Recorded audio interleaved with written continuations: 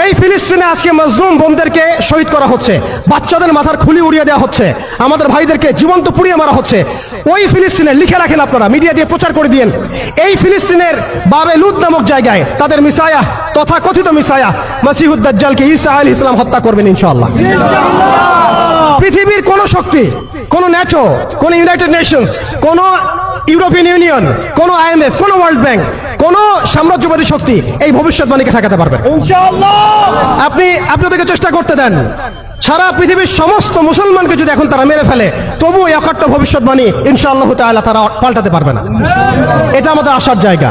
এটাই হচ্ছে যেই ফিলিস্তিনে আজকে মজলুম বোনদেরকে শহীদ করা হচ্ছে, বাচ্চাদের মাথার খুলি উড়িয়ে দেওয়া হচ্ছে, আমাদের ভাইদেরকে জীবন্ত পুড়িয়ে মারা হচ্ছে, ওই ফিলিস্তিনে লিখে রাখেন আপনারা, মিডিয়া দিয়ে প্রচার করে দিয়েন, এই ফিলিস্তিনের বাবে লুদ নামক জায়গায় তাদের মিসায়া তথা কথিত মিসায়া মাসিহুদ দাজ্জালকে ঈসা আলাইহিস সালাম হত্যা করবেন ইনশাআল্লাহ।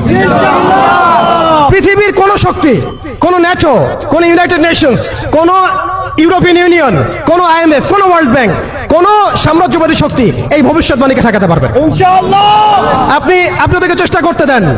সারা পৃথিবীর সমস্ত মুসলমানকে যদি এখন তারা মেরে ফেলে, তবুও এই অকাট্য ভবিষ্যৎবাণী ইনশাআল্লাহ তাআলা তারা পাল্টাতে পারবে না।